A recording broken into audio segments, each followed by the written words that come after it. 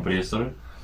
Здесь у меня стоит распиловочный станок, поэтому я туда редко буду залазить. Здесь даже маленькое место получилось под какую-то мелочевку.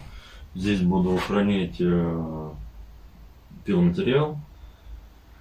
Сверлильный станок как был у меня, так и остался. Место под шлифовальный станок оставил здесь. Дальше не стал продолжать. Здесь у меня стоял токарный станок. Я его хочу ближе к воротам перенести.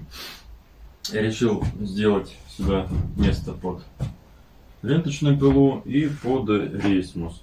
Под рейсмус я позже переделаю, сделаю тумбочку повыше, чтобы просто ее выдвигать и обратно задвигать. Здесь у меня стоит рейсмус. Также хочу сделать здесь еще место под хранение инструкций. Здесь у меня будут висеть они. У меня их немного, и как раз места много занимать не будет, и будет все хорошо.